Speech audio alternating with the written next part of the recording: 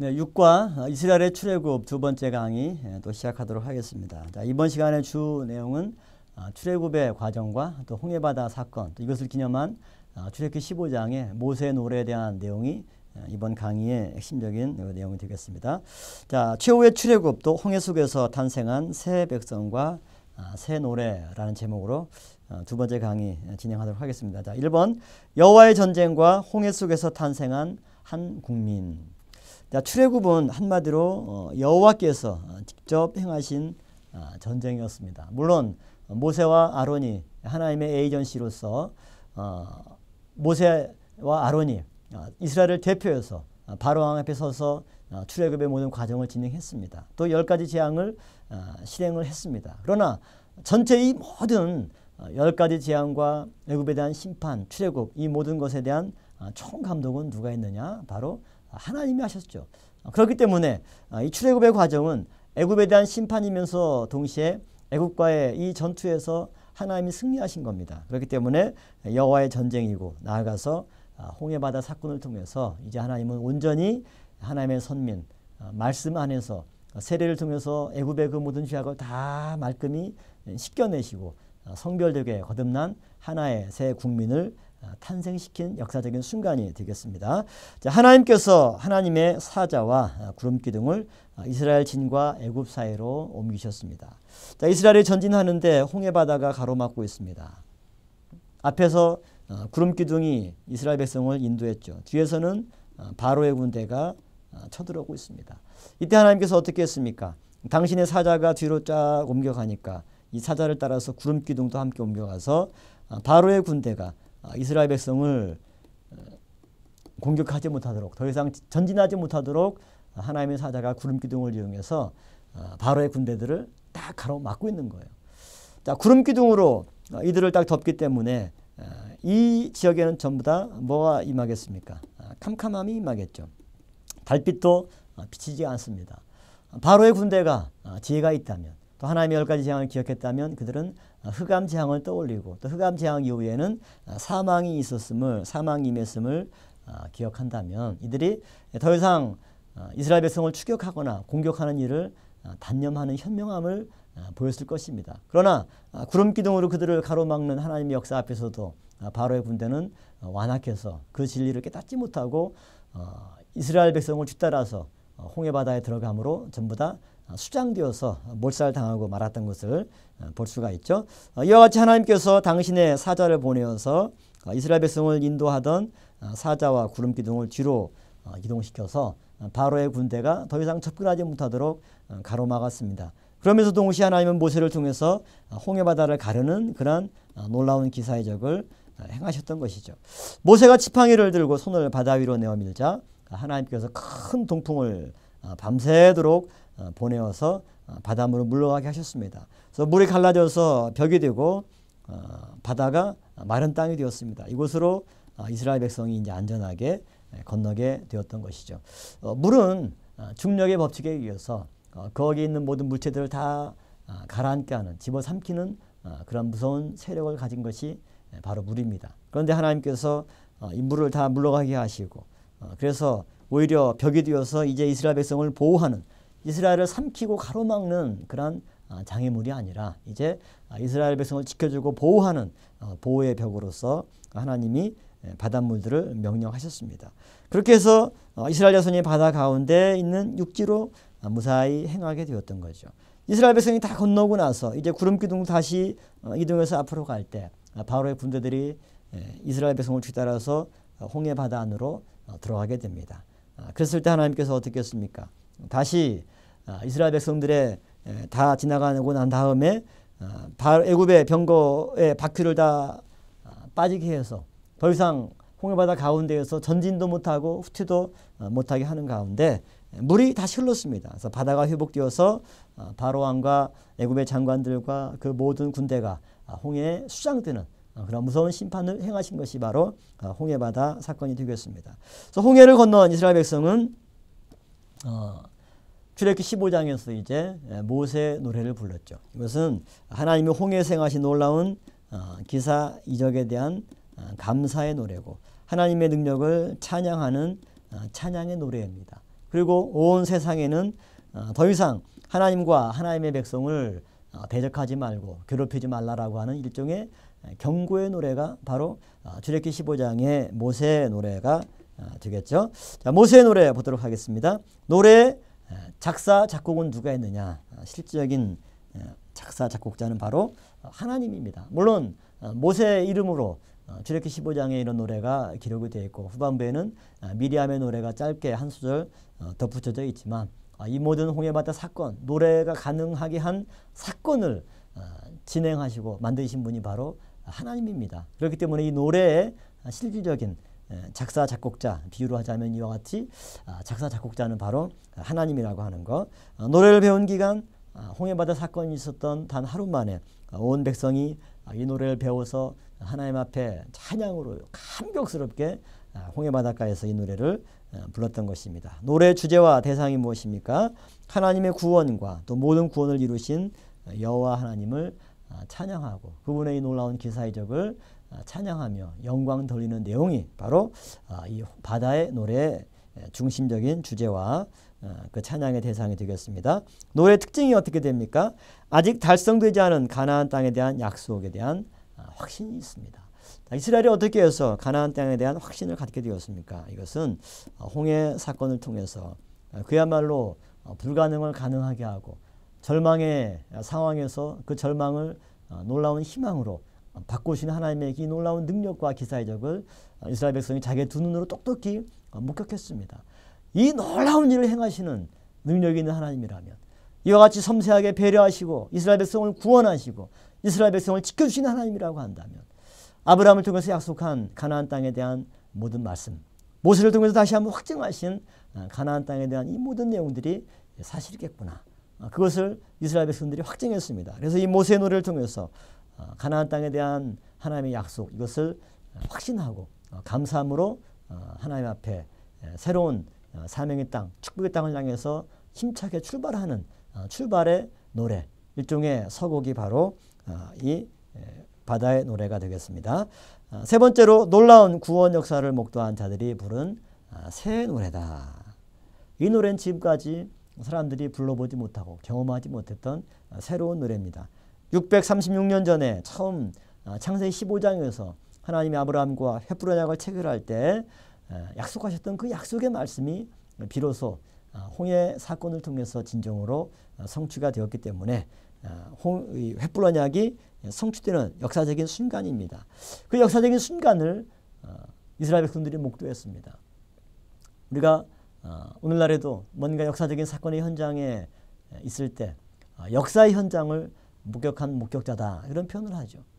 불과 14년 전만 하더라도 2000년 새로운 밀레니엄이 시작이 되었습니다.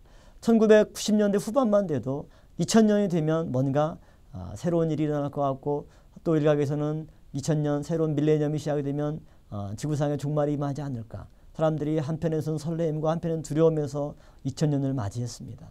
100년 하나의 한 세기가 바뀌는 것이 아니라 밀레니엄 1000년 단위 시간이 바뀌는 역사의 현장을 경험했죠.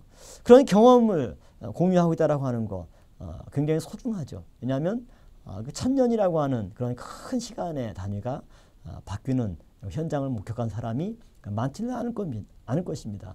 지금의 세대 사람들이 아니면 그 역사적인 현장을 목도하기가 어렵겠죠. 마찬가지로 이스라엘 백성들 너무나 중요한 역사의 현장, 홍해가 갈라지고 그곳에서 놀라운 구원을 이루시고 모든 애굽의 세력을 심판하신 하나님의 놀라운 기사의적을 직접 두 눈으로 목격하고 그 현장에 서 있다는 사실이 얼마나 감격스럽고 얼마나 감사하겠습니까? 그렇기 때문에 그 감사 감격을 노래하는 것, 이것이 바로 바다의 노래가 되겠죠. 두 번째는 완전한 출애굽을 통해서 과거가 기억되지 않도록 조치하신 새로운 출발이다.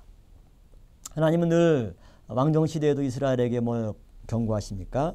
애굽에 대해서는 일관되게 종되었던 땅이다.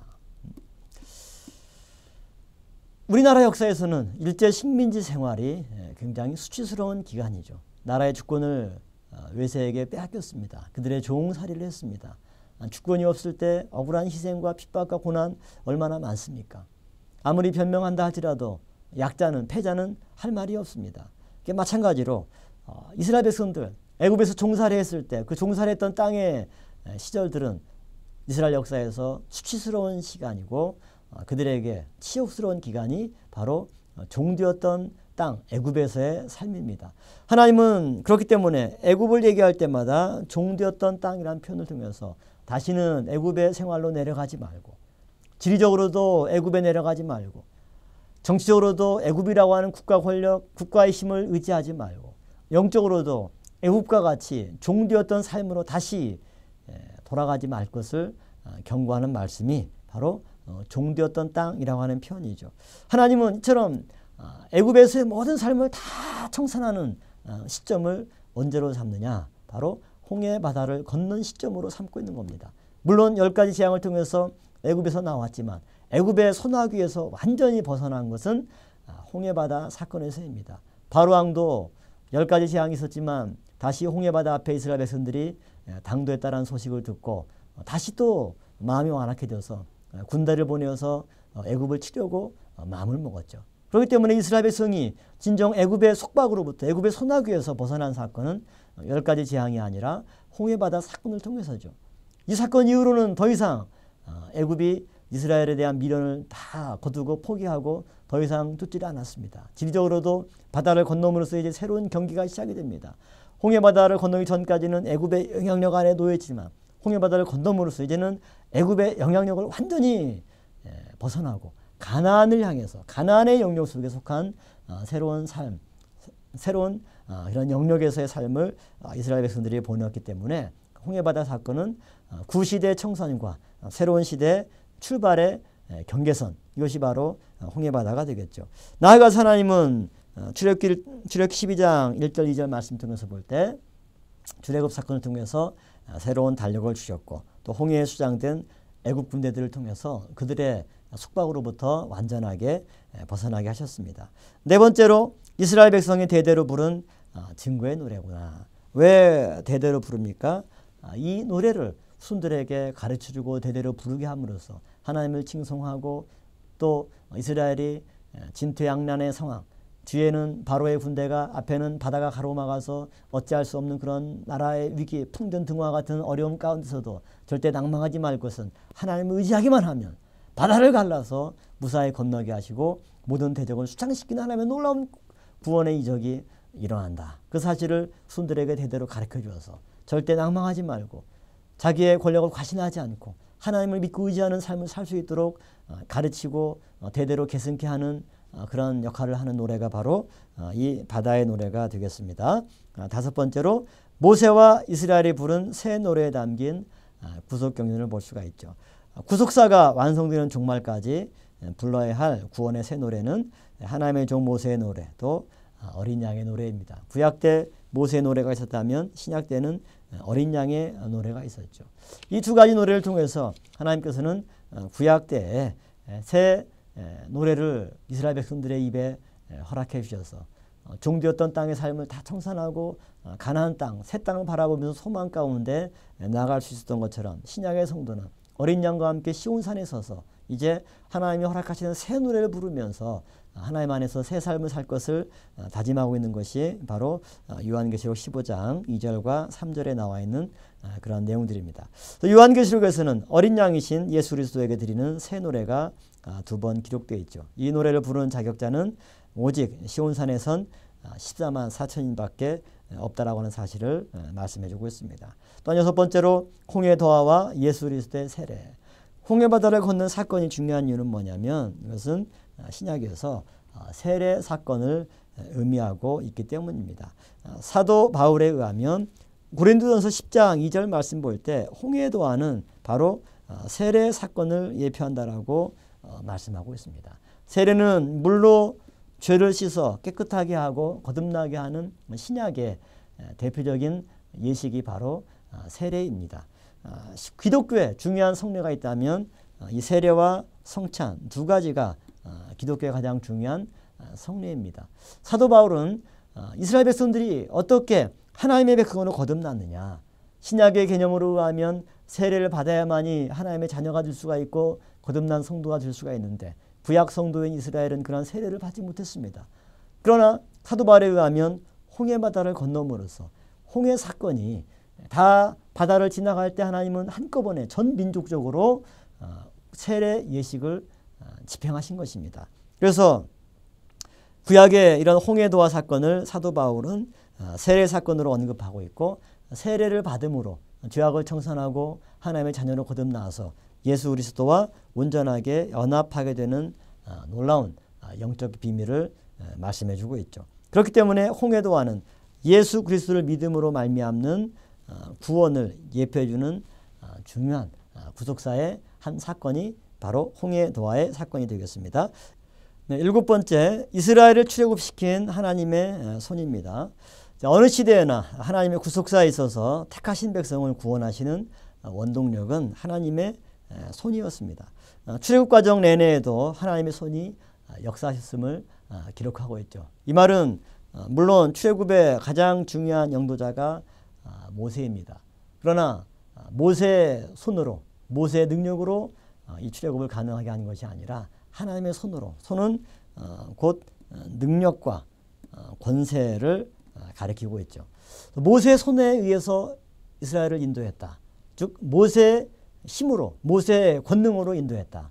그것이 아니라 하나님의 손으로, 하나님의 능력과 하나님의 권세로 이스라엘 백성들을 애굽에서 이끌어내었다. 이렇게 말씀하고 있습니다. 이것은 출애굽 사건뿐만 아니라 구약의 모든 사건, 신구약의 모든 구속사의 사건의 배후에 하나님의 보이지 않는 강력한 능력의 손이 있음을 말씀해 주고 있죠. 오늘 우리의 삶 가운데도 하나님의 보이지 않는 손이 나를 붙잡아 주시고, 나를 격려해 주시고, 나를 일으켜 주시고, 때론 넘어졌을 때 손을 내밀어서 나를 붙잡아 세워주시기 때문에 내가 나의 길을 온전히 끝까지 다시 걸어갈 수가 있는 것입니다. 오늘 출애굽의 이 모든 과정을 살펴보는 가운데 이 모든 배후에 하나님의 손이 함께 있다, 이 사실을 깨닫고, 오늘 우리의 삶 가운데도 동일하게 하나님의 손이 나와 함께 한다는 사실을 믿으시기를 바라겠습니다. 그 사실을 믿을 때 나는 비록 약하고 나는 비록 힘이 없다 할지라도 하나님께 손을 내밀어서 그 손을 붙잡고 달려나가는 모든 성도마다 어떤 난관도 해치고 어떤 장애물도 다 극복하고 범사에 승리하는 능력의 성도가 될 줄로 믿습니다.